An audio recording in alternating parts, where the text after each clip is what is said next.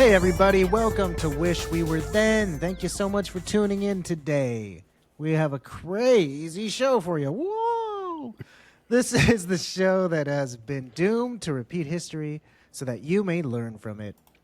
That's right, and I am joined here with my friend Mark. How you doing, bud? Doing great, man. This was a lot of fun this year. It was The whole year we spent doing this. Yeah. We were there for a whole year. I don't know if you guys know that. That's how it works. That's how it works. We travel back in time. If you don't know, that's what the premise here is. We are doomed to repeat history. We go back in time. We live this year. Tell you what it was really like. And then we jump back into today, record this little episode, and whoop, right back in. We don't have much of a time here. We have short time span here on Earth, as you know it, before we have to go back in time. My name's Trey, by the way. I think I neglected to say that. I'm pretty sure I didn't. And I'm Mark. I did say that. I know that much. But he is Mark. I am sure. Now you know twice. There you go. Should I intro into the year now? Get us right going? Let's do it. Or did you have any other preamble you need? Any other stuff you needed to address up top? You need to let the people know. Any other business? And any other housekeeping? Yeah. I think we're good. Okay. No events coming up? All right. The big potluck. All right. Well, I'll get into this here. Today, we live in a period of time known as now. Any scientist worth his salt will tell you that much. But what about then? Well, for decades, scientists have struggled to quantify and define what makes then different from now. That is, until the arrival of a pair of magnanimous podcast hosts by the names of Mark and Trey, who together, along with the help of their friend Timeless Tony and his magical wishing machine, would travel back in time, and over the coming weeks demonstrate what life was really like back then. But the time babies, as they would come to be known, were never satisfied, forever staring at the blank pages on the edges of the calendar, forever wishing they were then. So join us tonight, dear listener, as the time babies go back farther than they ever have before, as they push the limits of what was thought humanly possible and the capabilities of their machine. Join us as we go back and look at the year 1961. Historic occasion. Yeah, it was a lot going on. Oldest we've gone back for us. I bet historic for us. This is still a historic year for us. Much more important for us than America. No, this was a really big big year and a lot of stuff happening in the country. But yeah, no, this is the farthest we ever. We always wonder how far back can we go back and still have it be interesting and relatable, you know? And this is one that there was a lot of stuff I think that did strike me as kind of hard to like, you know, connect with. I think that you get both of those. Because then there are things that it's like, dang, that happened in 61. It just feels like all that stuff was always around. Yeah, that's true. I mean, yeah, I guess some stuff feels like it should have been older, if anything. But like, yeah, I don't know. Like a lot of the music was That was something that you had to try to attach yourself to. Yeah, I'll definitely have. We'll get deeper into that for sure because there's a lot of stuff. I mean, putting together a lot of stuff with that. The movies were a lot. You know, I mean, I'll just say up top, with the exception of a lot of the big news stories, there's not a lot of stuff that really survived from this point forward in terms of pop culture stuff. You know what I mean? Like the music and movies. Mm-hmm. Nothing that's really that relevant. And a couple years later, I mean, the end of the 60s, we've seen that there's a lot of stuff that is still very relevant or at least talked about or referenced moving forward. I mean, this is stuff that I didn't know about even from, you know, the shows I watched as a kid and stuff, you know? I feel like there was a large gap from, I don't remember the last one we did, 67. But 67 like from that. 61 or 61 to 67. Yeah, Huge well, changes. I mean, really, it seems so obvious to say, but like, I mean, the Beatles kind of showing up and doing their stuff in the 64, you know what I mean? So like that is kind of, and that's an easy way to judge things and sort of, I guess, the sensationalism of media and everything else, whatever. Like it's sort of, people do judge stuff between Beatles to Elvis, you know? Like when Elvis showed up, And then there was kind of nothing really going on between then and when the Beatles showed up, you know? I was surprised to see the top charts, the top 5. Yeah, it's an interesting, it is like kind of a bit of a, people describe it as being a wasteland sometimes in terms of like the musical scene between those two artists, really. You know, there's not a whole lot of innovation going on between the late 50s, early 60s to the mid 60s when things start to get shifted around again. But let's get into the news stuff first, eh? Yeah, I'll start it off. The JFK inauguration was who's going to be the youngest president of the United States, and he gave that famous speech. Ask not what you can do for your country. Wait. Ask not, yeah, what you can do for your. Nope. Nope. Ask not what your country can do for you, but ask what you can do for your country. Yes, thank you. I wrote it down wrong, so. That's on January 20th. He was the 35th president. A lot of people's favorites still, if you look at polls and stuff like that. He's considered one of the all-time greats. Yeah. I think it was also because he was never able to mess up. Yeah, I know. He died like 2 years later. Yeah. You know what I mean? He didn't, yeah, exactly. He didn't have a lot of like controversial, except the Bay of Pigs, which happened on April 17th. Castro's revolution had just happened in 59, and the cut ties with the U.S. and made ties with the USSR. So they tried to make a secret landing with Cuban exiles as part of the U.S. Army. And it lasted for 2 days, and they landed on the Bay of Pigs in Cuba, and the Cuban army wiped them out.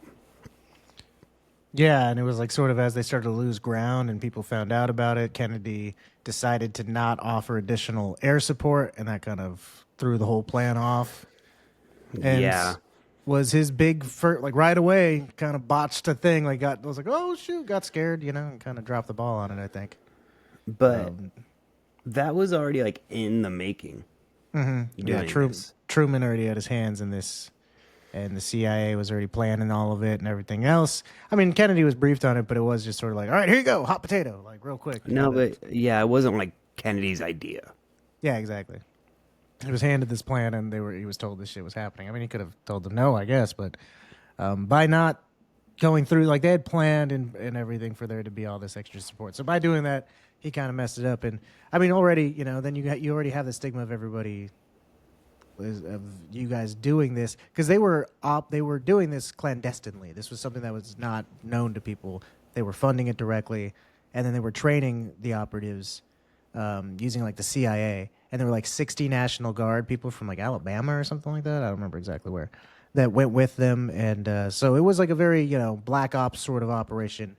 And when people started finding out about it, he bailed on it really quickly. And that kind of that's probably why Kennedy didn't trust the CIA. Because right away they were like, hey, we're doing this thing. We're not telling anybody about it. Yeah. And he's like, well, I don't get a say in this. Yeah, and then when it's like, this shit's happening, he's like, oh, I don't know anything about that. I guess I won't send anybody now that I'm being asked suddenly, you know? Who knows? Yeah, but if he would have, it definitely could have started a war between Cuba and a proxy war with the USSR. With the USSR. Ooh, yeah, it could have been bad. So that's also why he didn't do it. Man, he should have, those bastards, whoever capped him. I did want to say, just to start off the year completely on January 1st, I thought this was interesting. Little passing of the torch, sort of I guess that's not the right way to say it. But anyway, January 1st, the very beginning of the year, the farthing coin in the UK is no longer legal. It was like from the 13th century, this old coin had been in production, and it was worth a quarter of a penny. A pence? I guess, I don't know. I think that's what all the lingo, pennies were. all the language. Yeah, in the U.S. they were called pence. Yeah, a quarter of a penny. So January 1st, they finally said, you know, can't do this anymore. But, you know, I thought that was an interesting for Great Britain to be like, no longer having the farthing coin anymore, you know. But entering a new age. So even though this was so long ago, this was still entering into a brand new time for some people, eh? Well, now they're talking about getting rid of the penny in the U.S. Yeah, I've heard that rumblings of that for much of my life. I've always thought they should. When I was a kid, I saved every piece of change I got. I take it to Coinstar and stuff. Now, I'm ashamed to say sometimes I throw pennies away. They're not legal currency. You're allowed to throw them away. It's not actually like a federal legal currency. It's used for our convenience. Oh, really? So because you're not allowed to destroy U.S. Right. currency. But You can legally say on this podcast that you throw away pennies. that's okay to say. Yeah. That's Don't say good to anything know. about dollars. I won't tell you what I do with those. I'm going to get into some serious trouble if I tell you that. Let's see. Here's a fun little thing. I got some more bummer news. I guess let's get through the bummer stuff first. Or chronologically, this happened before my bummer thing. But all right, here's a little bit more of some sad time news. On August 13th, more Cold War happenings. Construction began on the Berlin Wall. This was to divide the two sides of Berlin from east from west to keep people from traveling around. The first death happened August 22nd. So it went from the 13th to the 22nd, so like 8 days before somebody died. Ida Seichmann jumped from her fourth-floor apartment window to land on the other side of the wall. But the people who were trying to catch her weren't ready with the sheet because people were just jumping out to make it over there. And she unfortunately perished, so... Right away, this thing is, It's just a huge marker for what was to come for the next 30 plus years. Yeah. Because that was basically the line, not just for Germany, but for the entire European continent. The Iron Curtain had fell over all of Eastern Europe, and it was all controlled by communists. Yeah. Do you wonder why all of those countries didn't do as well as Western Europe? Like Italy and Spain and France, Great Britain. It's because they all had communist dictators. And all the Western Europe had free societies, more or less. So this was a huge dividing time in all of Europe, not just in Germany. This was just the physical marker to show it. Yeah, and that along with the Bay of Pigs, this was really the start of the Cold War kicking off, or coming 100%. on strong, I guess, more than anything else. And to sort of put a cap on all of that, at the end of the year, December 11th, U.S. involvement officially begins in Vietnam as 400 personnel land in a bunch of helicopters in Saigon. So we actually finally say, hey, we're here now. So that war is about to kick off. So a lot of Cold War happenings, a lot of really crazy start to JFK's presidency, He had a lot to handle. Yes, he did. And he did it with aplomb, apparently, according to people and polls for years to come. Mm-hmm. Here's a bit of fun news, my last little bit of news-like items. On August 5th, Six Flags over Texas opened in Arlington. The first of any of the Six Flags theme parks. I love the one. I've been to the one in California. I've been to the one in San Antonio. I've only ever been to the one in California. You know why it's called Six Flags? Because there were once 6 different flags that have reigned over Texas. Yes, sir. That's the French flag, Spanish, United States, something Texas. else, and then Mexico, and then Texas, and that's then 5, and the one more. Confederates. 6 different flags. Look at them go.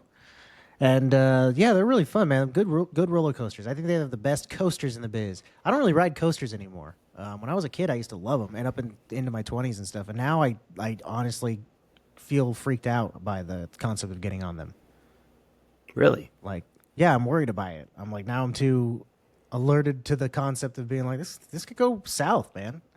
I've seen too many videos of them failing, people flying off, or just getting stuck. It's like, I don't want to deal with all that. Getting stuck is probably more of a fear than it failing enough to kill me.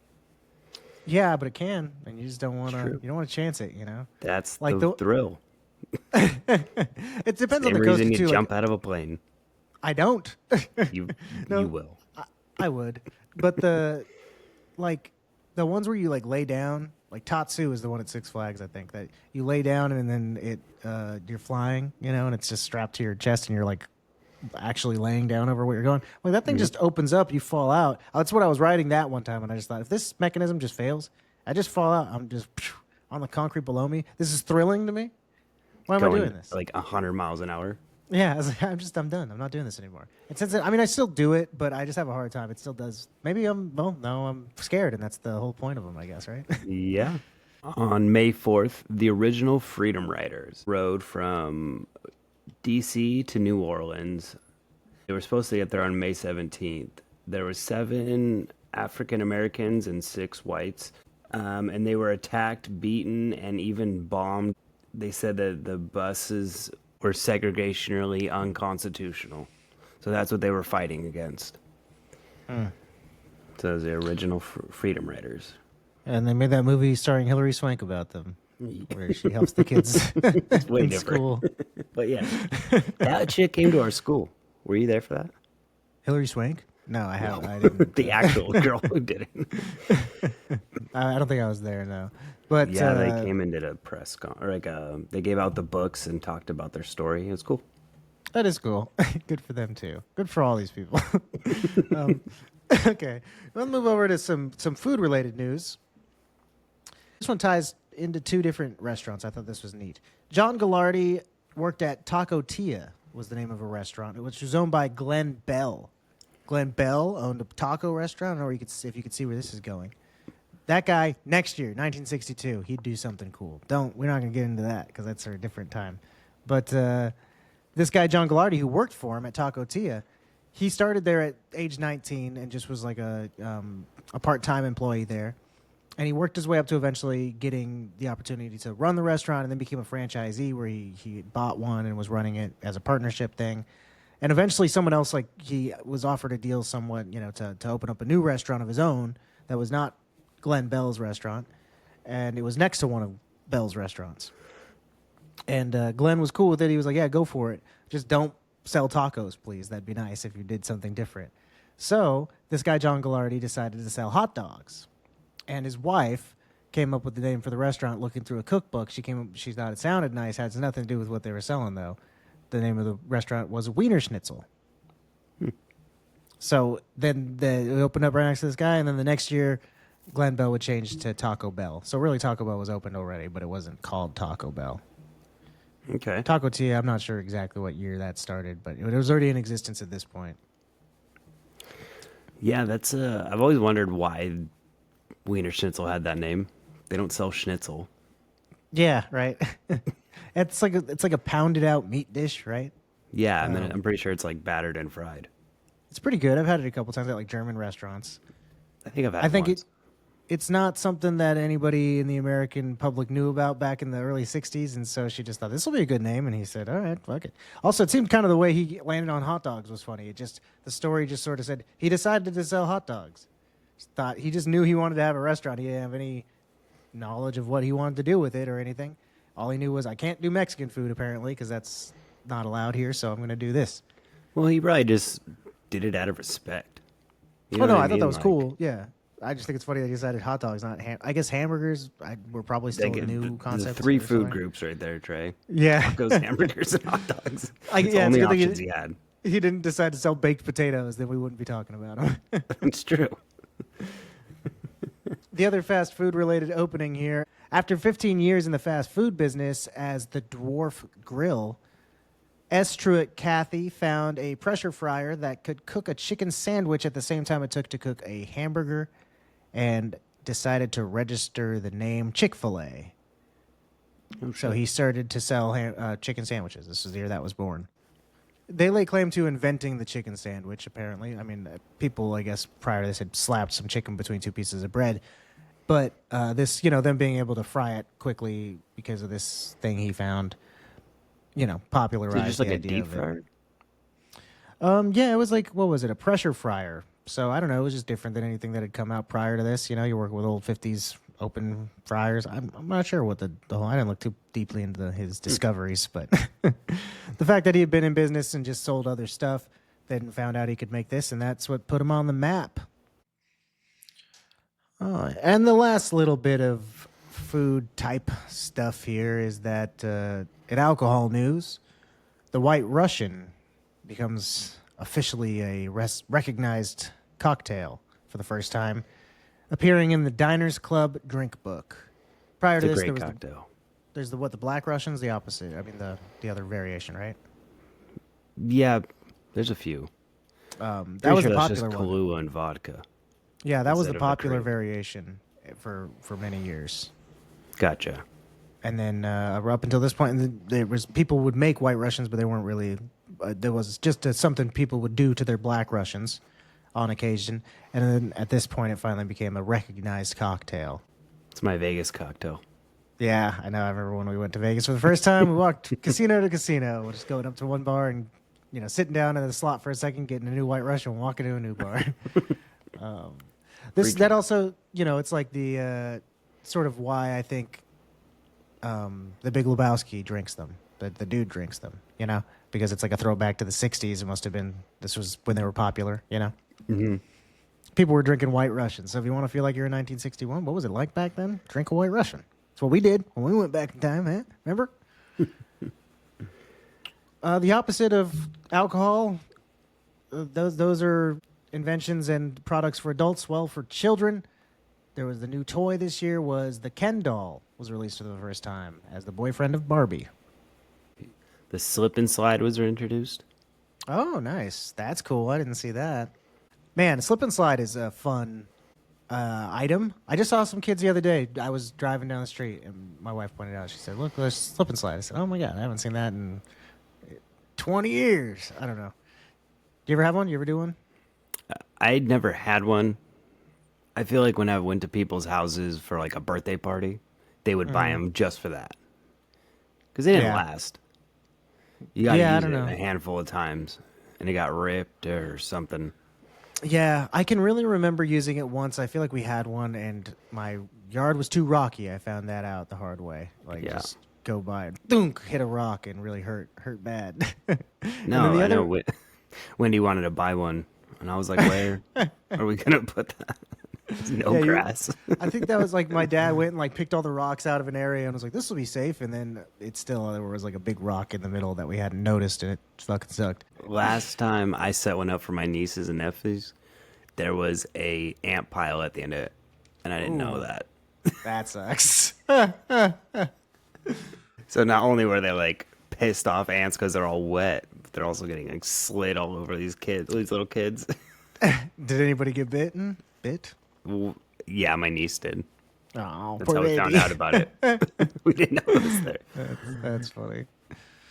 Okay, you ready to move on to some technology news? Oh shit! I had one food thing. Sprite came out. It was a mascot for Santa Claus in the 40s and 50s, and then they finally decided to come out with it as like a drink. What do you mean it was a mascot for Santa Claus that became a drink? Because in the Coca-Cola created Santa Claus, basically. I've heard the- something to the- that effect. The red and white that we know as Santa Claus. I mean, granted, Saint Nick, he was a real person, but they like glorified him as advertisement because people weren't drinking Coca-Cola in the wintertime. They were only drinking it in Right. summer as like a summer drink. So that was part of their advertisement, and he was a Sprite, like an actual little like mythical Elf. creature. Yeah. Yeah. So in '61, they made it his own thing, and he had his own soda. It's called So Sprite. Sprite is like a Christmas soda. That's interesting. Yeah. I'm gonna start drinking it every Christmas. That's odd. I didn't know that. That's neat. All right, you want to move into technology? Kick us off with ham. Yes. So there's a couple of space things as far as technology goes. But the first one that happened this year chronologically, Ham the chimp was sent into space January 31st. It was under the test in Project Mercury, and he rode in a Mercury Redstone 2 rocket.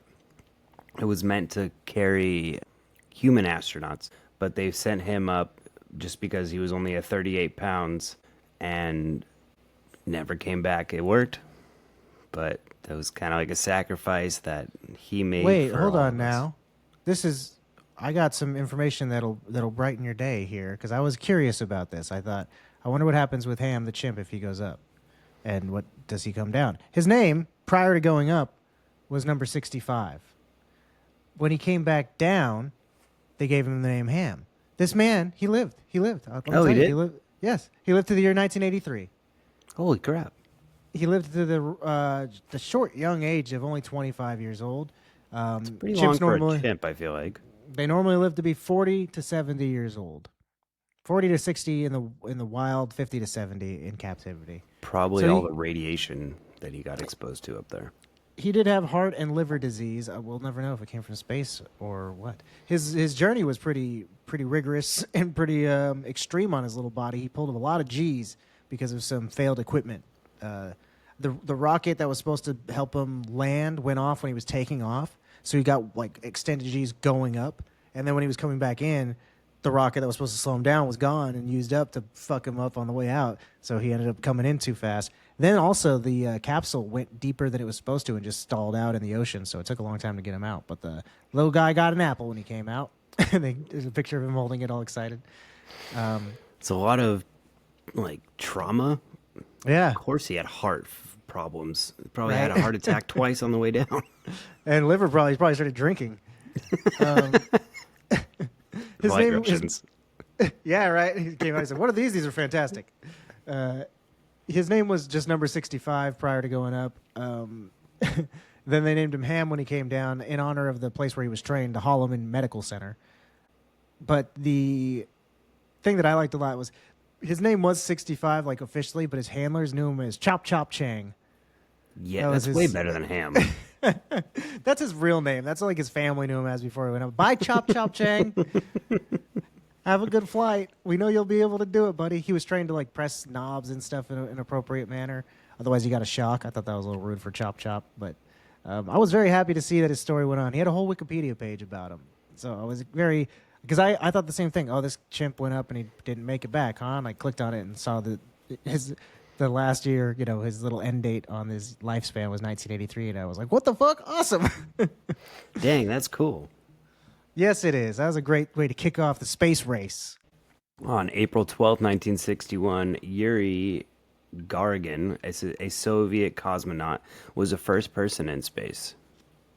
On Vostok 1, so the Soviets were the first people to get a man into the fucking space place. And First then one to get him out of the 23 atmosphere. days later, on May 5th, 1961, Alan Shepard would be the first American astronaut in space. Embarrassing. Kennedy, second time, dropped the ball. His mission, called the Freedom 7, was the first crew flight of the Project Mercury, and it lasted 15 minutes. Yeah, it's cool that we got somebody in space. It's pretty crazy that in 1961 people were up in space just looking around like, fuck, Well, when was a We're up here. plane invented? In like 1912? Right. So it yeah, that's took like pretty, 40 years. that's pretty quick. That's nuts. That's really scary, actually. And then right after that, 20 days after the Alan Shepard flight on May 25th, Kennedy announced that to Congress that he wanted to put a man on the moon by the end of the decade. That was his goal. So we are firmly rolling up on into the clouds. Also, in a kind of related note, on June 8th, the first public demonstration of a jetpack occurred, the Bell rocket belt. It was What? 14 seconds and a distance of 150 feet. Yeah, like you remember, like from old James Bond movies and stuff. Those like jetpacks people used to fly around in, like. the Yeah, big- but I didn't think those were like based on anything real. that's basically what the real thing looks like. That's crazy. We got to see. Let me see if there's a video that I can show you really fast. That would be. Here we go. I got a video pulled up of the jetpack showing Mark. You go check this out by just Googling Bell rocket belt. One of the first things that comes up. Dude, It's that very- is so crazy. It's very reminiscent of like James Bond. Like I said, I know in one of the early ones. I can't remember if it's in Doctor No or what, but an early James Bond movie. He's flying around in something like this. What's pushing him up? Whatever's in those Air? canisters. I don't know if it's Air. It looks compressed. like air. We'll have to get the boys in the lab down on this and have them figure out exactly what propels the Bell To that rocket. time, his tone is not a belt. scientist. He just gets us there. All his science went into building the machine. He's tired. Crazy. Yeah, right? Isn't that sick as hell? I got a couple Okay. cool technology things for the regular people who can't afford jetpacks, like James Bond. The first cordless power drill by Black & Oh. Decker.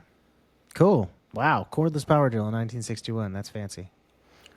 Disposable diapers would be available. And ibuprofen was introduced. It had to be given by a doctor. You couldn't go buy it over the counter for a while.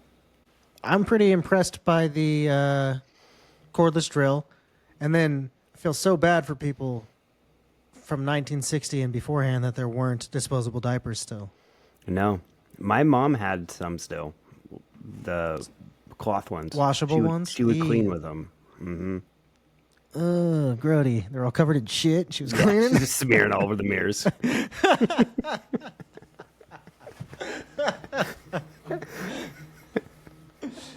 I don't think this is working. Oh, God. If only these were disposable, I would not be wiping shit everywhere. Mom, I have news for you. Oh, that's funny.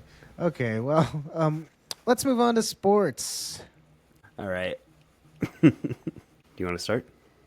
Well, yeah, I got a little just sports news story up top, I guess I'll go ahead and say. This happened later in the year, though. November 9th, the PGA eliminated its whites-only clause. So allowed people of color to now participate in the golfing festivities. I wonder who was the first non-white person to play. Tiger Woods. Didn't get one in there till 1996. Everyone was like, it's terrible that black people can't play. And they're like, they can. No one just comes. They've been allowed to since 61. That's pretty much all my sports news stuff. The other one had to do with a winner of one of them, but I know you got the list of the winners typically. Yeah, but I got one more before that. Roger Maris passed Babe Ruth home run record with 61. Oh, this is the year that the record was set. We just talked about it. Wow, that's crazy. I didn't even realize. So I said 1961 at some point last year. Yes, now I remember saying it. That's funny. Maybe that's why we picked it. Maybe. Subconsciously. We're like influencing ourselves. That's I don't like the idea of being subconsciously influenced by my own behavior. Like I feel like I've been made a pawn in my own chess game. I don't like this at all. That's pretty cool though. That's impressive for back then too. Yeah, well, and it took a long time. I don't know when Babe Ruth made that record, but I feel like it was like 30 years before.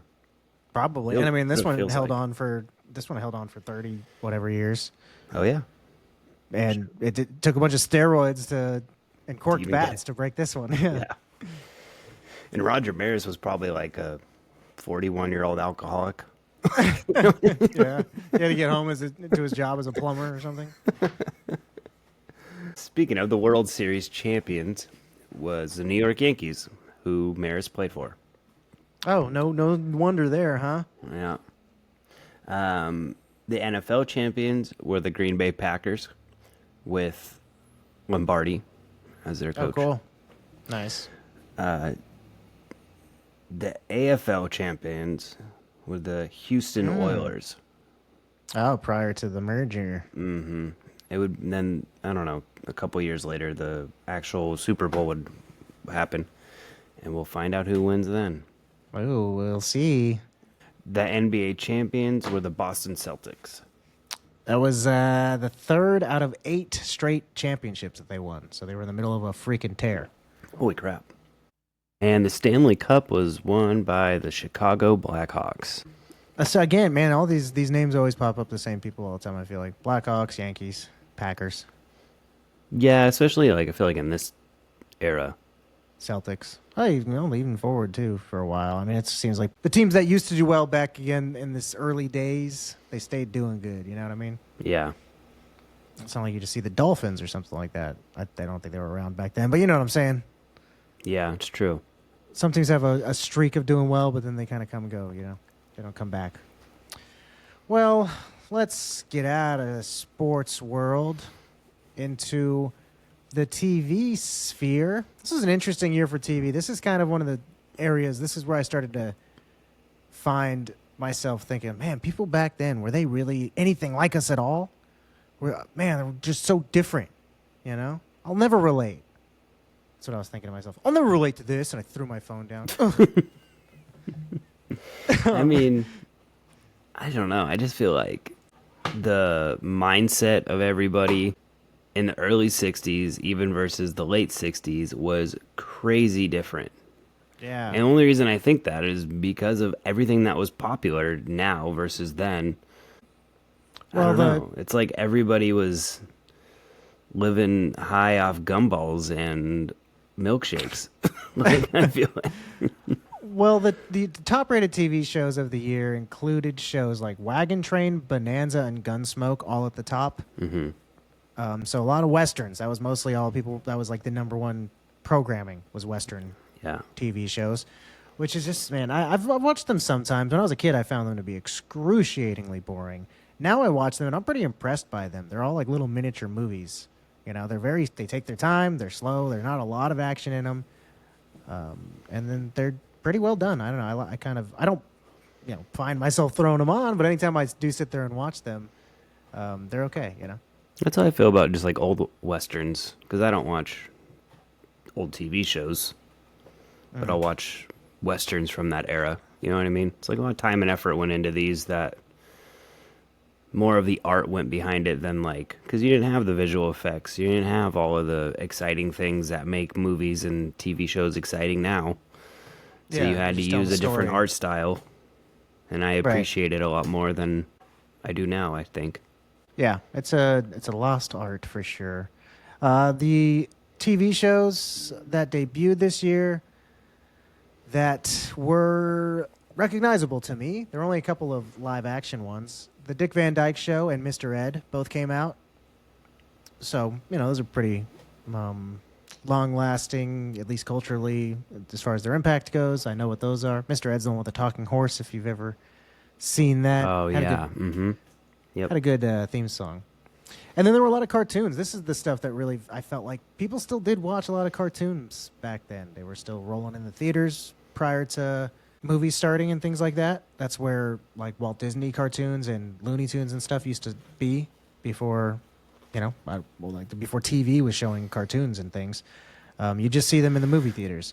So that, speaking of which, the final Donald Duck theatrical cartoon came out this year, so it was the last time they decided to do that. This was the end of that era, but I'm just saying cartoons were a big, important medium.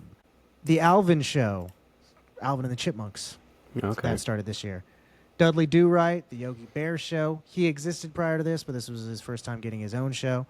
Top Cat and Davy and Goliath all came out this year. Those are all pretty popular moving forward. I said it was the final Donald Duck cartoon in theaters. Well, it was also the debut of Ludwig von Drake, the little scientist duck. I always liked him a lot. Yeah. In Walt Disney's Wonderful World of Color, he would make his debut in 1961. He's one of my favorites, a little quack. Yeah, definitely. Dun dun. That's about it for TV that I got. Just some things, and other ones that were popular. Hazel, the Andy Griffin Show, the Danny Thomas Show, and Dr. Kildare. Those are just like more popular ones. I've seen Andy Griffith. Yeah, I used to watch that one. Like, go out of my way to watch that one. I like that one. That's funny. That was one that I also, when it came on, as soon as I heard that whistling, I would change the channel. Like, when I was a little kid. Like, no! I like old TV shows, but just that one was too old. I mean, the black and white, I guess, is just what it was. That I watched Gilligan's Island that was in black and white when those episodes would air and stuff, but just for some reason, Andy Griffith, I thought, this is so... I don't want some kid walking around next to a creek. What the fuck is this show about? The most boring thing on earth? I don't know why I like this song, the whistling. I'd always like whistle along to it. Like, yeah. It's a fine song. I think the song the show struck me as being boring. I don't know. I liked I Love Lucy too, so it wasn't the black and white. It was just for some reason, like I said, it was very simple looking and we're just going to be walking down next to the creek and learning why stealing's bad. It's like, Yeah. this is terrible. Yeah. Hey, so very like morality based. I like the I can't even think of his name now, but the deputy sheriff. oh yeah. Don Knotts. Yeah, I liked him in it. I think that he was like the Yeah, best he's part great. of it. I love Don Knotts. I watched Three's Company when I was a kid, and he's in that too. Oh yeah, He's the he Mr. plays a Foley. way different character in that show though. Yeah, he's got like the leisure suit on and stuff like that. We'll get to it. We'll get to it eventually. Yep. All right, you want to move on to the music? Yeah. All right, up next, we're moving to the music charts. We're going to look at the Billboard Hot 100 list. Still existed back then. Thank goodness, eh? I was a little worried when we started this week because record keeping, when you go back farther and farther, gets a little bit shakier and just different than what we know nowadays. So It's just inconsistent. yeah. Well, and you know, then pop they music, finally like found their groove later on. yeah, This is yeah. how we're gonna actually document things. Yeah, you know, I was surprised that this early on, it still was pretty consistent with how it would be later on as far as record keeping numbers and things like that. They still seem to give us the week by week numbers, and like movies are way different. You know, even up until the 70s, they're the way they kept the records. But Well, that's a newer concept. Music had been around longer. I suppose, but music and the need for record sales of this nature, like different artists and things like that, probably was pretty new. Yeah. And that's what I was thinking, like, you know, like that idea. I mean, they probably were doing it. It's just not like there were a bunch of different orchestras that were competing to be like, who played Mozart the best or whatever, you know? No, but I would say into the 1900s, most people were starting to have radios and vinyl players in their houses. I would say that became more and more relevant, like probably in the 20s. You know, so at this point they had 40 years of like sales. You know, I was thinking that books have been around for eons, so I think they probably was a reasoning for them to have understood the need for keeping track of sales numbers and things like that, you know, already. All right. Well, good for them. Thank God for Billboard for being here thank you, Billboard. in 1961. Okay, number 5 on the Billboard charts this year, counting down from number 5 to number 1, if that's not clear to you at this point. Number 5 is Runaway by Del Shannon. This is from February 18th of 1961. Spent 4 weeks on the top of the charts, written by Charles Westover, whose stage name was Del Shannon, and Max Crook. Interesting thing about this song here is that Max Crook had invented his own electric keyboard called the Musitron. So, That's such a cool name. the Musitron? Yeah. Yeah, I know. It's pretty, especially back then, it was kind of, you know, not as played out or whatever. It was like, whoa, what does that guy have? It's a Musitron. You know? Yeah, so it's pretty cool that he invented that. So like the cool solo you hear in the song, in the middle of the song. I really like this. This is one of the few songs that I had listened to from this year. A lot of the music from this year, this was sort of a point in the general pop culture stuff that was sort of hard to, like, not a whole lot of it survived, I guess is what I'm trying to get at here, you know? Yeah, this song and then number 4 were the only two that I knew like right off the bat right away. This one is one that, yeah, it's not even that it's very, it's, you know, I guess the one part is pretty popular, and that's probably the reason why it's popular still is the, you know, why I wonder, you know. Yeah, yeah. That part's cool. I like that. But I've always liked the neat kind of circus feeling haunted solo of the Musitron going. I never knew it was a Musitron until I read this, so. That's why we do this. Yeah. Educational purposes. They had a failed recording session in New York where they just, I don't know, that's all the information I found was that it failed. So I guess that it just didn't fucking go out, and they forgot to bring their instruments, or The people told them they sucked, or The power went out. yeah, who knows? It failed to yield a recording, I guess. Their manager then convinced them to rewrite an earlier song of theirs that was called Little Runaway, and they wanted to highlight the musitron for it. And here you go. Ended up propelling it up here. This is one of Rolling Stone's 500 greatest songs of all time, number 466. Pretty high on there for a song that's not that well known, I think. But you know who really loves this song? I found this out during my research. Mitt Romney. This is one of his top 19 songs of all time. That's the most random shit I've ever heard. Mitt Romney, the number Why- 19. Who interviewed him was like, what's your top 20 songs? So I can't Actually, think- what's your top 19 songs? Listen, I can't think of number 20. They're like, it's fine, sir. You got us 19. We only were asking for 5. Also, they don't seem to be in any particular order, but this was one of them, Runaway by Del Shannon. I'm glad he changed it from Little Runaway, just that little, taking out little. If you look at the charts, there's a lot of that sort of like, man, why are you singing to a child? A lot You of know? littles. Yeah, a lot of Little Sister by Elvis on there somewhere. There's a lot of things that really gave me pause. Let's move on to number 4. All right, number 4 is Crying by Roy Orbison. Roy Orbison put a lot of emotions behind this song. He had like a personal tragedy where he lost his wife and his son. So that was the inspiration for this song. It won a Grammy and was featured in the movie Hiding Out. This one was released July of 1961. It's only up. It peaked at number 2. Never fully made it to number 1. It was behind "Hit the Road, Jack" by Ray Charles. That hit number 1 for the week that this was at number 2. Surprised to see that wasn't on the top 5. That's one of those songs from the year that really lasted. Yeah, for sure. This is number 69 on Rolling Stone's 500 greatest songs of all time. So another one from this year makes it onto that list. Dang. You know what other list this song makes it onto? What? Mitt Romney's top 19 favorite songs of all time. This Really? one is also on the list. Yes, it is. Not a joke. 2 songs in a Random. row. Yep. Mitt Romney, he loved the music of 1961. It's so random.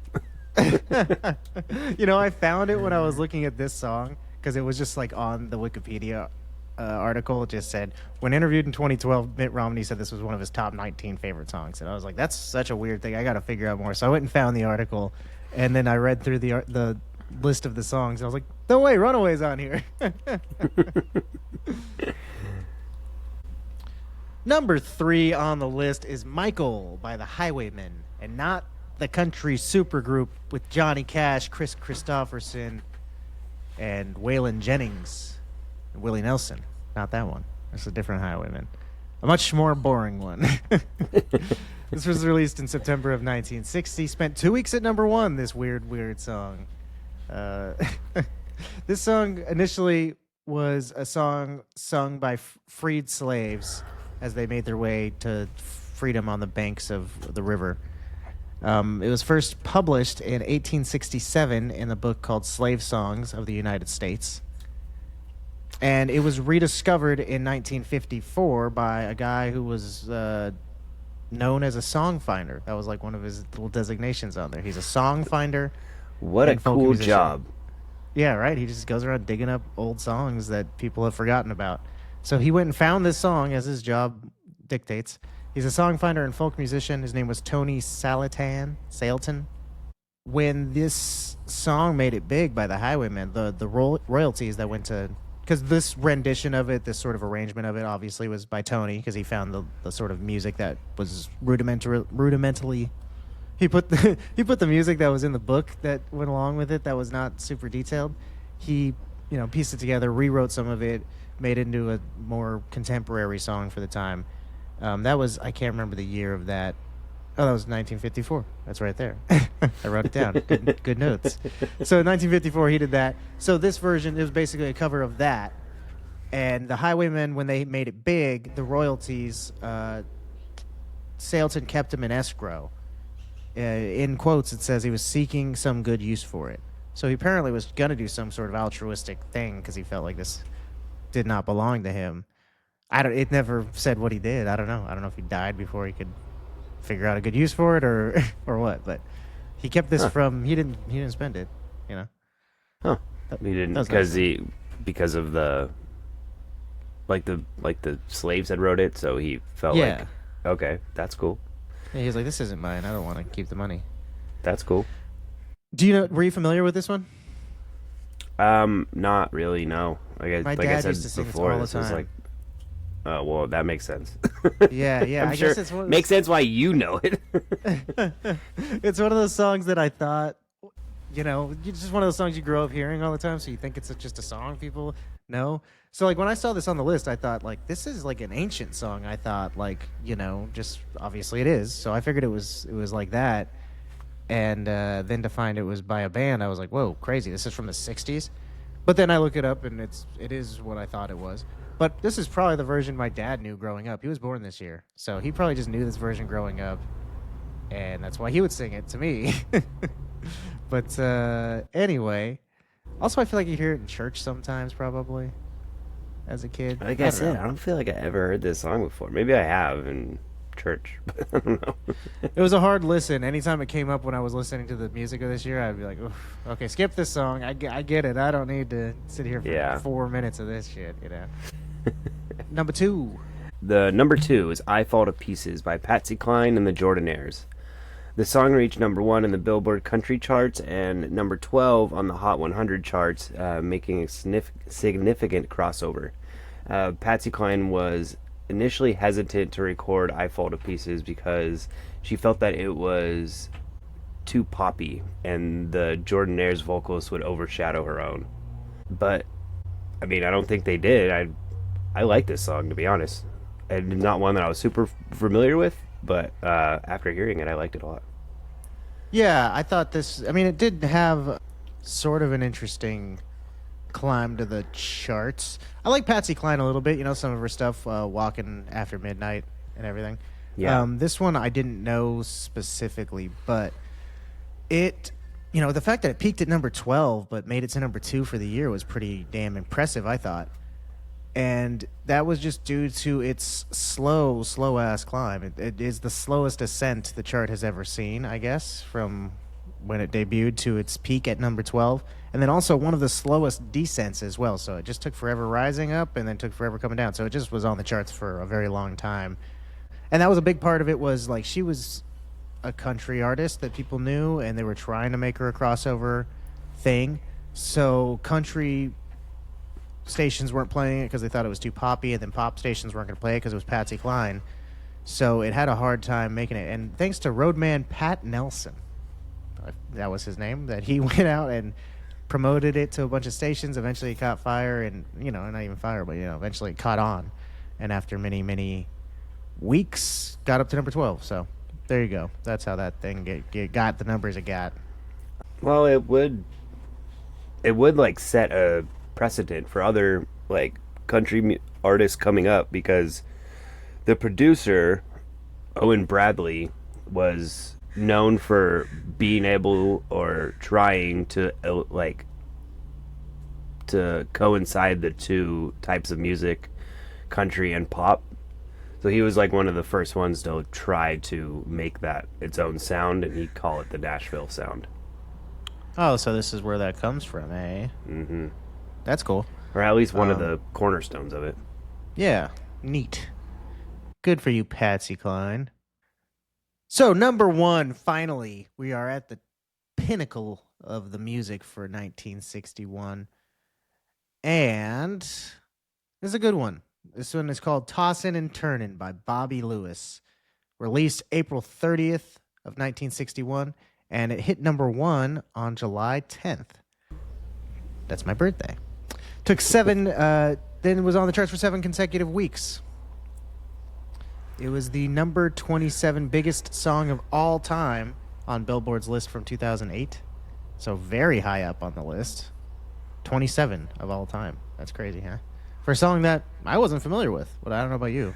Never heard this song before in my life, and I was super surprised after like listening to the other parts of the playlist that this was number 1. Yeah. Way different than everything else. Song fucking rocks though, didn't it? Yeah, I liked it a lot, but I can't. I I don't know. I was surprised. I never heard it. Yeah, I loved it. I thought it was a really cool song. And yes, yeah, super out of sync with the rest of what was going on with the music. A lot of the rest of the rocky stuff is very just people hanging on to the 50s. A lot of people trying to recreate 50s stuff. And this is kind of that, but way more like the Kinks. I mean, it's like garage rocky almost. I mean, the bass line is so cool. Yeah, I liked it a lot. This The little story behind this one, he was broke when he recorded the song. He had moved to New York, was trying to make it big, and it had not, just after a while of trying, wasn't hitting any success. But he had a week-long stint at the Apollo Theater, and while he was there, he gave encouragement to the Fireflies, who were a white group. And, that's a theater with a black audience, and they, can be rough on white folks. So he was like, don't worry about it. Keep playing. All that sort of stuff. Made friends with Richie Adams, the frontman of the Fireflies. And then later on, he was like knocking door to door, apparently, with his music, because he was trying to make it as a musician. And like that stuff never really works, and he'd been turned away from a couple places, but he knocked on the door at Belltone Records, and Richie Adams was inside. I don't know if he was working there, if he was recording there, but he gave the song to Bobby. He said, "Here, you can play the song Tossin' and Turnin'." Bobby played it, crushed it, was super cool, made a bunch of record sales. However, Sold 3 million copies. he had trouble getting royalties for the song, Write unfortunately. it. He just kind of said anytime he was trying to ask them about a check, they always had some reason to not send it to him, and he just wasn't getting it. So eventually Burger King used the song in the 90s for a commercial, and he said he lived off of the $25,000 he got from that deal for years. Damn, So yeah, he didn't do very hot, that sucks. unfortunately. Yeah. I think they also used the song in Animal House, so he got a little bit of money off that. Just kind of a couple deals like that he made along the way, but he tried to, do a similar song the next year that was like Tossin' and Turnin' Again or something like that, which was kind of common back in the day for people to do. Just do sequel songs of their other one to try to get people to... Which there actually is one on the... that came out this year. It wasn't on the list. I don't think I put it on the actual Spotify list here, but... All right, let's go ahead and jump into the rest of the year's releases. See what else was going on the charts. It's a very different year that I'm used to looking at. It's not filled with stuff that I'm like, I have to put this one on. You know what I mean? Yeah. No, I feel like listening to them, I recognize more of them, but like going through the list, I was like, I don't feel like I know a lot of these songs, Yeah. There are some like big ones, Stand By Me. Yeah, like Stand By Me, I was surprised wasn't higher Hit up. the Road Jack. Yeah, Run Around Sue. Mr. Postman, that was not even in the top 100. The original Dang. version of Please, Mr. Postman. Yeah, it was just right out. Same with Jump in the Line by Harry Belafonte, also right out. A lot of cool instrumental music, though. I found that interesting that so much of that hit the top 100. Yeah, I noticed that too. I thought it was cool. A lot of this stuff is still used later, and like Calcutta by Lawrence Welk is a funny song to be, because, I have this stuff on while I'm walking the dogs in my headphones, and that's a funny one to be walking around. So, ooh, cha, cha, cha. That's a cool one. Was there anything that you think, oh, I'm going to keep listening to that? Like after the first 50 songs on the Spotify list here, if you check it out yourself out there in listener land, the first 50 songs are just, sort of an assortment of things off of the top 100. And then after that, there's just some other releases for the year. I had a hard time digging up stuff to populate after the top 100. It took me a while to find enough of this stuff. But anything that you thought was cool or interesting? Riders in the Sky. I like that one. Ghost, or in parentheses. Oh, yeah, Ghost Riders in the Sky by The Yeah, Ventures. Yeah. I like that one. Bobby Darin, too. There was... Oh, You Must Have Been a Beautiful Baby by Bobby Darin. That was one of those ones that... Yeah, some of these are... I mean, it's just that... It's so crazy to think how much the music has changed from 1961 to 1965, like 67. when we were doing it not long ago, and it was like the Beatles and the Stones and like I don't know. It's just it's weird to think that people would go from like I love all of these types of music to be like 4 years later, nope, actually, we're gonna totally change everything up. Well, I mean, the fact that number one was Tossin' and Turnin', I think, is evidence of the fact that people were ready to start moving towards that direction, you know? Yeah, you're right. So, other music related news of the year was just first off, Barry Gordy signed the Supremes. First, they were called the Primettes or the Primettes. I don't know. But It's racist. the Primettes. Oh.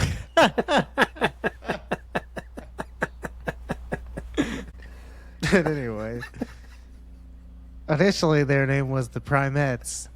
It does sound really racist. There's kind of no way to hear that, not hear that. Barry Gordy signed the Primettes and changed their name to the Supremes. Maybe, Good call. yeah, wisely. The other big bit of music-related news is that on February 9th, the Beatles played their first gig at the Cavern Club in That's Hamburg, Germany. Yeah, so kicking off their little... They played hundreds of shows there, I believe. Huh. That was really the start of them. Did they you know, not people- start playing in England first? They played a bit, but this is kind of where they kicked off, and I don't really remember. I know that, there's the Beatles lore runs very deep. You can get into all that stuff, but that's sort of where they gained fame, I think. They played in Okay. England, kind of honed their stuff, and then moved to Germany or just played there. I don't know. Played like 100 and some odd shows there, and that really helped them be the men they are today. Helped them grow into the little musicians that they are. Well, it's not very far from England. It's probably like a hour plane ride. You know what I mean? Yeah, I don't know if they had money. The little lads from Liverpool, they were broke little boys. I don't know if they had money to be flying on planes. It's true. All right, any other music-related items you have? No, I don't think so. But this is definitely not one of those years where it's like, and then this song came out, and then this song came out. I didn't even know this song. You know what I mean? It was like, maybe it's because Yeah. it's so far away from like where, like what time period we live in now, that it's just irrelevant, and we don't hear these songs. Like maybe to your dad or my parents, it would be more irrelevant, but for us, I'm like, I don't know a lot of this music. Yeah, I guess for somebody like younger than us, hearing songs from the 70s, they're like, oh, I don't really know most of this except for a couple of these songs. And to us, it's like, yeah, I know a lot of the 70s songs, maybe because we grew up still hearing that stuff all the time. So maybe, yeah, someone older than us is going to hear this and know it all. But, I mean, a couple of these things, like I said, I did know more than I thought. Will You Love Me Tomorrow? A lot of it that was lower down in the list, But I don't know. Well, you know which one I liked a lot? Does your chewing gum lose its flavor on the bedpost at night? That one was funny. So good. It's There like were a couple- it's like 6-year-olds write this music. That was like a lot of this stuff when I was looking at the names of it, because there was like one of the songs I didn't end up putting on here because it wasn't that good, but it was called like 100 Pounds of Clay, and then there's the Bull Weevil song, and then it's like they were just looking around and like, what do I need I gotta write a song about something, because back then it was just people just cranking out music all the time, like the Bull Weevil song. I don't know, does your chewing gum lose its flavor on the bedpost overnight? The Alvin and the Chipmunks is on here. Was that just a recording, or was that already already a thing prior to this, or was this just the Alvin and the Chipmunks, the kind of history behind that is, the guy, it was first a band, so to speak. It was a guy recording himself and speeding it up and came out with records of it. So this was the first, I believe, this was from the Alvin and the Chipmunks show. So really, this was like the first album, I think, of all of it collected. Prior to this, It was, maybe a couple singles here and there that were just like, listen to this funny little guy. He's a chipmunk. That's, was the extent of it. It was just like a joke record or whatever.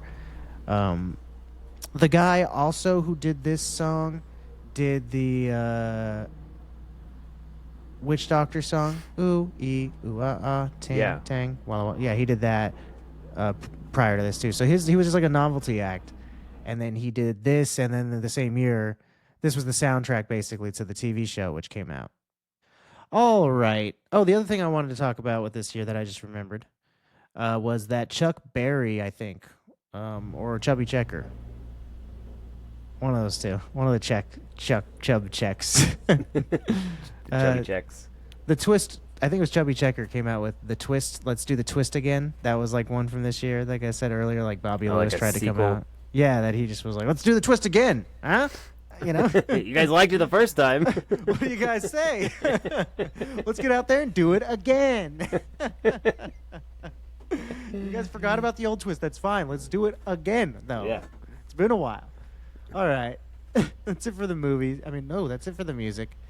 Let's shimmy on down to the movies. See what people were doing in the cinemas in 1961. What were people going to watch? Well, if you were like most Americans, the movie you went to go see in 1961, according to the numbers, I have some speculation about what happened there, but anyway, top movie for 1961 is West Side Story. Released December 23rd of 1961. That's why I feel like it might be the fact that this one was released 1961 and the numbers, again, the record keeping back then, they just said this is the most successful movie that was released this year, not the most money that was made throughout the year, so whatever. Well, usually the most money is made within like the opening weeks. That's true. That's a So good it's point. like it gives you like an idea of what at least, you know what I mean? Yeah, you know what? I actually do have the numbers about this. I forgot that I had written down this detailed amount of what's happening here. In 1961, it did make $19,645,000 in that first couple weeks, or first week, whatever it was. Yeah, first week and change. So, I guess that was the most money back then. That's a lot of money for 1961. Had a $6 million budget, $44 million overall for the gross. This movie stars Natalie Wood, George Chakiris, I don't know if I'm saying that right, Richard Beimer. A lot of weird names. Directed by Jerome Robbins, Robert Wise. Screenplay by Ernest Lehman. Music by Leonard Bernstein. Lyrics by Stephen Sondheim. Book by Arthur Lawrence. The play was conceived by Jerome Robbins. The movie was adapted from a 1957 musical. Overall plot summary is two youngsters from rival New York City gangs fall in love, but tensions between their respective friends build toward tragedy. What do you say about West Side Story? I like this movie. I watched it one time when we were like in middle school. I think we had to watch it. And obviously didn't appreciate it. Probably only liked it because we didn't have to do any work.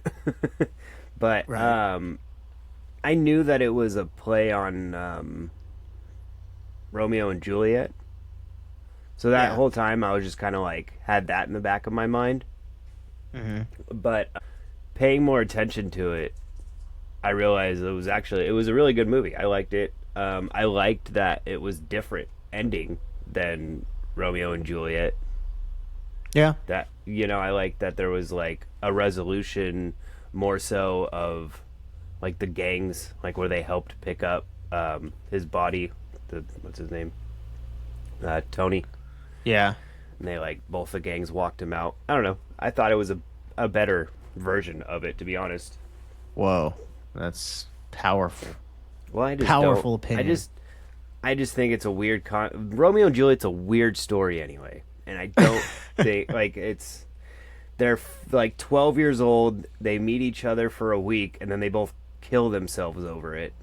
Like, Yeah. it's not. I don't think it's that good of a story. I know it's a controversial thing Yeah. to say. Fight I me. mean, yeah, I guess really, I don't know. That's how I feel with so many like love stories. I mean, Titanic was the same way. Like these people barely know each other, and they're children. Like she's 17 years old. You know, at least it's better than 14 in Romeo and Juliet or whatever. Yeah. Um, Same thing here a little bit. It was kind of like, are they? These guys are kids, you know? In this, the casting, It didn't feel like they were kids. Maybe that's what made it a little more believable. yeah, but they were going to the school dance and stuff like that. Like these are children, you know. Yeah. Bernardo especially being like they'll be like, young man, settle down, you know. It's like, I'm 35, sir. I pay Yeah. taxes. Did you recognize the principal during the dance scene? No. He's Gomez Adams from the Adams Family show. Oh, Yeah, okay. the old black and white one. Yeah. Yeah, yeah. No, I didn't even As soon as he recognize- came on, when he started talking, I was like, "Oh shit!" I've seen this once before, so this was my second time watching it, and I enjoy musicals usually. This one's okay. I mean, it's a not little my corny. favorite movie, but it's yeah. I don't really know. It's not even necessarily that aspect of it. I'm not sure exactly what it is about this one that just doesn't really sing to me. But Didn't. I still, it's fine. I didn't, I don't dislike this movie at all. There's the things I like about it though are a lot of like the kind of avant-garde sort of stuff, the sort of, conceptual filmmaking they do, like her dancing and the way it like spins around and makes it all dreamlike and stuff like that. That was kind of neat. Yeah. I like the song "Coolly Cool Boy." You gotta be cool. That one's funny. Did you watch that video that I sent you?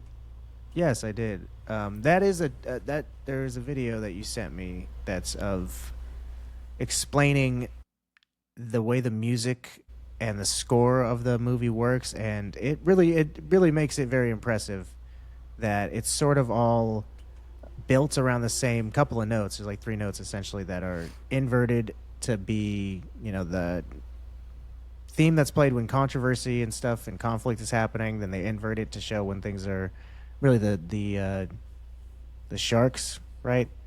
Yeah, They're or the Jets. It's the Jets like theme song. It's like the whistle too. You hear it in the beginning of this movie, and then later on, it's like whenever there is either gonna be conflict or whenever there's like the sharks are showing up and the Jets are there. There's that whistle again too. That's where I started noticing it. And then listening to it further, it's kind of like in all of the songs, and it's kind of just like Yeah. a repetitive thing. And then even when Tony and Maria are like doing their mock vows, that's like one of the few times it's not in there because there's no conflict. And then Right. and then again when they're out on the balcony, like talking, like singing, talking to each other, that's not there either. But but Yes. it is there later in conflict. Right, and then the other, like when it's inverted to be the theme song for the Sharks. At one point, like there's a part where it plays for them, and then when they do America, it's not. They're not, dealing with the Sharks jet conflict. They're talking about something else. So it's a different type of beat and rhythm and all that to that song. So it kind of is separate from the whole conflict. It's a very cool video, and it really does explain and highlight the way the score elevates that movie so much. It would be cool to have watched that first to kind of appreciate it while it's happening. But knowing about it now after the fact, I'm like, oh yeah, they did do that, And that's cool that you noticed while you were watching it. I didn't pick up on that. Yeah, so then I started to like look into it, and then I was like reading stuff about it, and I mean, I don't know enough about music to comprehend what I was reading, so I had to like watch a video and have somebody like dumb it down for me. But yeah, it I was thought really cool. It was cool. Another thing, just to speak on the music, I have another fact here that I thought was worth mentioning. Natalie Wood's singing voice was dubbed by Marnie Nixon, and she didn't sign a contract for the recording, so she wasn't going to get any sort of royalties off the record. So I don't know if she got paid for like her performance as an actor technically or not, but she didn't sign any sort of contract for the actual like LP of the soundtrack. That's all it said when I read this thing. So I don't know if she actually got paid for the movie at all, but she wasn't getting paid for sales, at least of the soundtrack album. So Leonard Bernstein gave her 0.25% of his album royalties for the record. And this kind of set a precedent moving forward for people who ghost perform for actors and things like that. Because like Natalie Wood was making money for the soundtrack, but she wasn't. Marnie Nixon. Thought that was a bummer for Marnie. Also interesting to know that Natalie didn't sing her own stuff. She wanted to try, but they did not think she was able to. You don't got the chops, kid. Yeah, she was chosen more for her acting ability, I guess. Obviously not for her ethnic lineage. Natalie Wood is Ukrainian and Russian. And then George Chekaris, her older brother Bernardo in the film, he's Greek and Turkish. So neither one of them are Hispanic at all. I picked up on it when they first see the cops, and then Bernardo's like, he's like, "Vamonos." It's like, all right, dude. It gets better after that. They probably like, dude, you gotta get a little, you got a little Latin in it, dude. Come on. He played Riff originally in the Broadway show, so he played like the leader of the white gang prior to that, and then they decided, well, you're Greek, you're a little bit more brown than white. We'll switch you over. I don't know if there was any makeup applied. It. Kinda, yep, yeah, it seemed 100%. Like I was like, give this guy brown face. What's happening right now? And then he's like, "Vominos," and I'm like, "Yep, they definitely painted him." There was a lot of interesting casting stuff. The guy who initially who ends up playing Riff in the movie, he initially auditioned for Tony. They liked him, so they gave him a different part instead. And then the people who they had considered for Tony, there was a lot of different interesting actors that they kind of just ended up going with. What's his face? Ryman Beimer. That's his name. Richard Beimer. There wasn't a whole lot of information about how they landed on him, but people in consideration were Burt Reynolds, Warren Beatty, Robert Redford, Marlon Brando, Anthony Perkins from Psycho. Oh, okay. That would have been a weird choice. Yeah, that was an interesting one. Elvis was like their choice. And then the Colonel Tom Parker, the guy who was his weird manager, he turned down the role. So it was going to Elvis, but his manager turned it down for him. So stopped that from occurring. But the guy kind of looks like Elvis. A little bit. Richard It would have been cool if it Beimer. was Elvis. It would have been. Yeah. So none of those people ended up getting it. But Warren Beatty was dating Natalie Wood at the time, or they were romantically involved in some sort of way. They were working on a film, and when he was in consideration for the movie, the producers asked to see a reel of footage from Warren Beatty's current movie. They sent it over. They watched it, and they didn't like Warren Beatty for the role, but they liked Natalie Wood for the lead of the movie. So they ended up casting her from that footage. I thought that was pretty neat. Huh. Yeah. Yeah, so a lot of interesting casting things going on there. I'm trying to think of... So the officer... I'm trying to think of his name that they named him in the movie. Officer Krupke? Yes. Or the like badass guy. No, Officer Krupke. So I recognized him. He was on the Twilight Zone episode, Mr. Denton on Doomsday. It's where he like sings like "How Dry I Am." It's like one of the first couple episodes. He's a gunslinger who becomes an alcoholic, and then he has to like actually get in a gunfight with somebody, and then a mysterious man comes and gives him an elixir that will give him the perfect shot for 3 seconds after he drinks it. It's a cool episode. I've seen that one. I don't remember it that well, but I have seen that one. And that was Officer Krupke. He was like the main guy. Yeah, That's he cool. was like the main actor in it. He also was one of the few people to reprise his role. He was Officer Krupke on Broadway and then also in the play. He was like I think he was the biggest of the three people who kept the same part. As far as the movie itself is concerned, and not all this facts about it, I will say at first I thought that my screen had frozen when it opens up with like the image of the obscure image of Manhattan or whatever. So confused. I was like, "What's happening? This has to be something. This better not be nothing." Like, what are all these lines? I was like squinting my eyes, like, am I missing something? Yeah, it takes a long time to do anything, and then it changes color a little bit. I think that's when I started to. I was like, okay, it's definitely not frozen here. It's something that's happening. Also funny to me in the beginning, was they're like when it's showing these kids are bad kids, they're like tagging up the streets with chalk. I thought that was really funny that the kids like writing shark, like it says sharks, like someone tagged sharks with orange chalk, and then a white kid was writing die or something like that underneath it with white chalk. Like, these are badasses. Yeah. Wait till they this were rain comes. Right? You're gonna just see what we have to say to you next week. I thought the part though when they're about to like get in the rumble underneath the bridge, it shows the dudes like running up and jumping off that like super high wall and just like sliding down it. I was like, that was pretty badass. That wall was like 12 feet high. I thought that like that was pretty cool of all those actors to just go for it. I was skeptical in the beginning. I was like, is this going to be this lame the whole time? Like, where they're like doing like ballets like through the street, Yeah. and they're like, la. I was like, oh god, is this what this is going to be like? But no, I thought it was better. I even thought that the dance fighting scenes were actually pretty good. Yeah. That first scene, it's kind of funny because in the context of the rest of the movie, there's not a lot of them just like plieing throughout the streets and stuff like that. Like, it kind of seems like for the most part, with musicals, you kind of like have to kind of conceptualize what's happening. You don't watch it and go like, oh, they're dancing like in the middle of the street. Why are they dancing? Yeah. But in the context of the movie, that scene kind of does feel like they are just dancing down the street because that sort of thing doesn't happen very frequently in their world. No. It sort of is like they are dancing down the street. Why are they doing that? Yeah. I told my mom we were doing this movie, and she said, "Oh, Rita Moreno's in that movie." I said, "Yeah, of course. She's fantastic. She's had a bit of a resurgence the last few years. I thought that was kind of neat that she was in that movie 80 for Brady.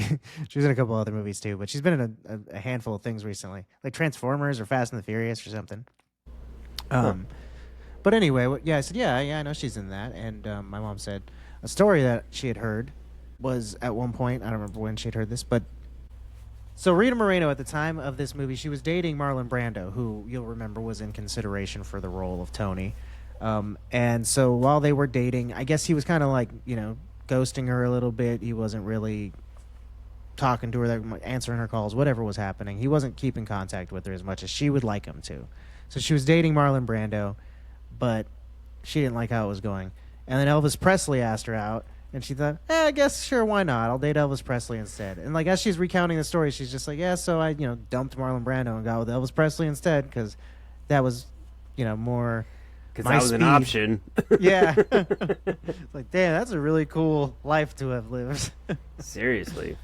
Yeah. I thought that was a neat story. She's on the set of this movie making what will be one of the best musicals of all time, people say, and she's dating two of the biggest sex symbols of all time. Yeah, well, at the time. Of all time, let's say. Marlon Brando's an all-time classic. Elvis Presley maybe isn't considered that attractive anymore, but... Those wiggling hips don't do it for everybody as much. No. All right. I think that's everything we got to say about West Side Story. Now we must rate this movie. Give it a certain number of... what are we giving this one? Let's think here. Oh. Some snaps. How many snaps you get? How many angry snaps? Menacing snaps. All right. How many menacing snaps out of 1,961 do you give West Side Story? I'm going to say 1,420. 1,420 snaps. Menacing That's snaps. 1,420. I was close. I was going to say like 1311. That's what I'm going to give West Side Story. 1311 menacing snaps. Let's hear it for West Side Story.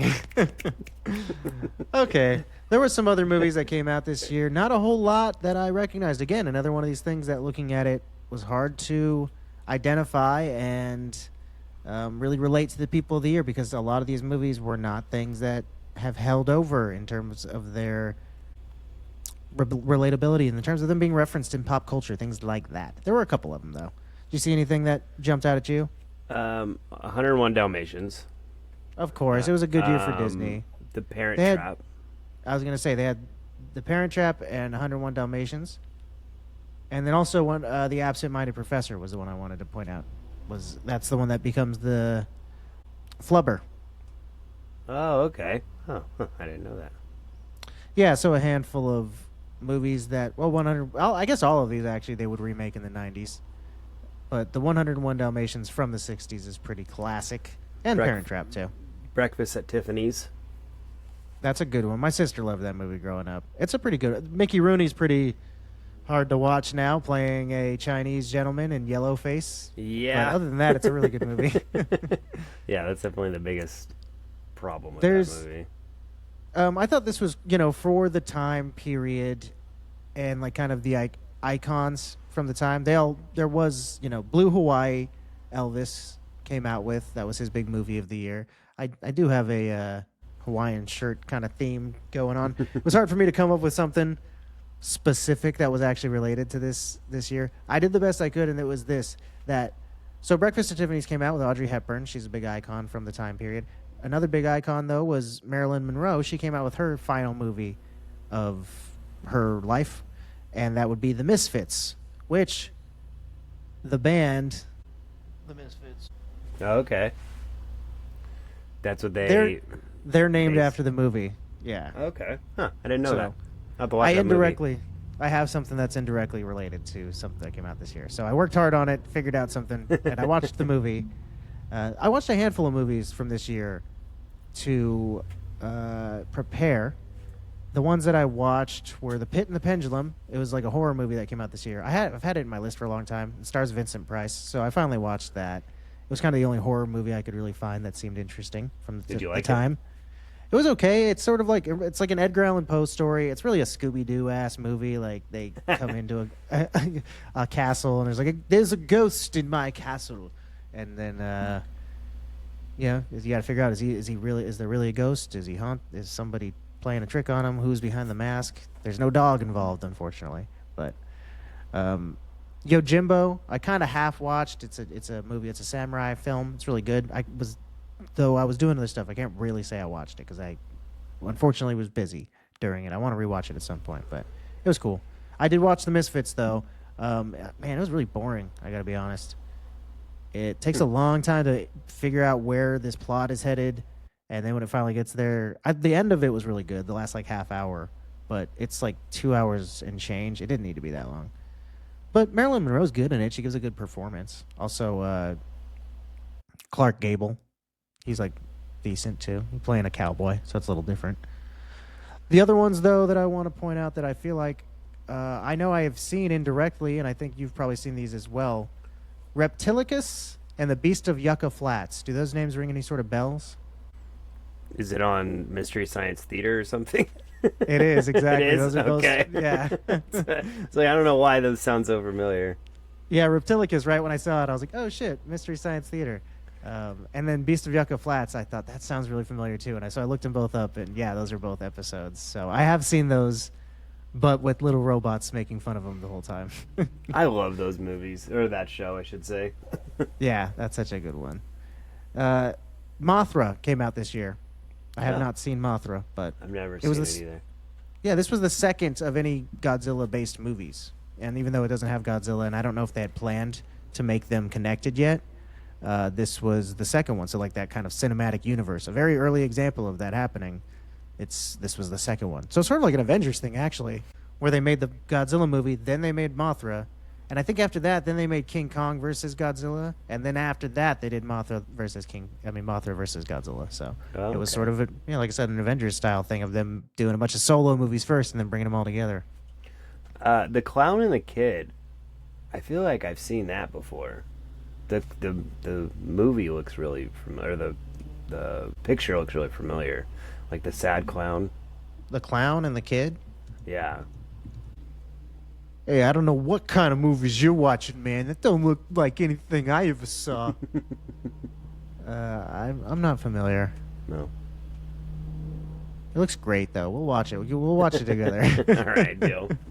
We'll watch it on Zoom. The only other one I felt that I felt was worth noting was The Guns of the Navarone. That was a movie that did very well this year.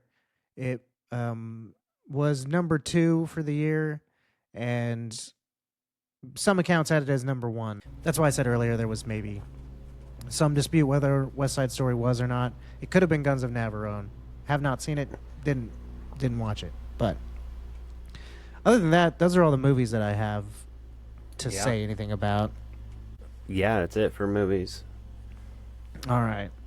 Okay, well, I guess we'll go ahead and say bye to the movies, and we're going to move forward to the final portion of our evening.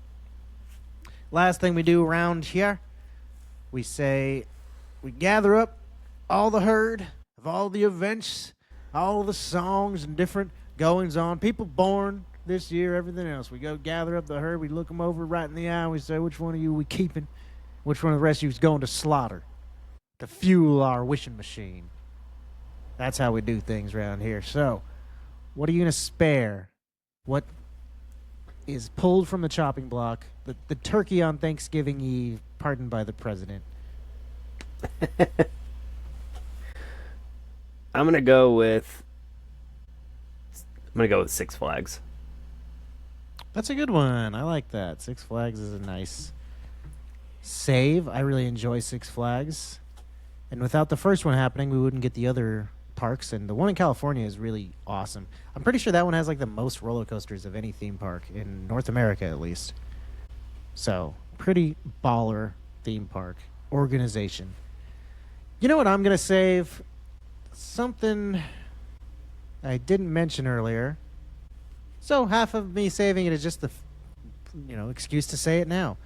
I'm going to save the fact that Mel Blanc, the actor who plays Bugs Bunny and most of the different characters on Looney Tunes, he was in a car accident and was in a coma. Then he was woken up only by people. He didn't answer to anybody trying to call him forth. Mel, please, we love you. We care about you. It's your family. Please, for your family, come forward. He didn't give a shit.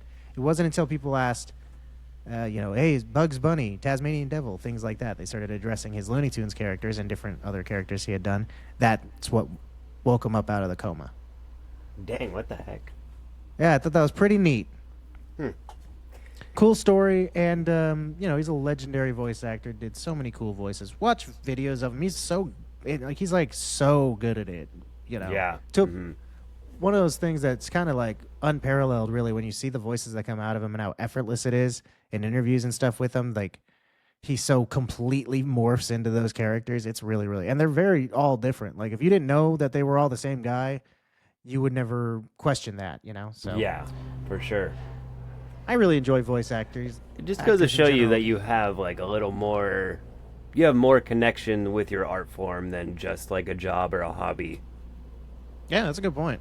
I mean, certain people, especially the really good ones, and like that's the thing. Like he totally did become those characters so much they became such a part of him that it was the only thing that saved his life. That's crazy. Something to remember, all you people out there. Stay inspired. Could be your art form is the thing that's literally saves your life. Wow, that's great. If anything ever happens to me, you know what I want people to say to me to pull me out of the coma? They're going to say, Trey, we wish we were then.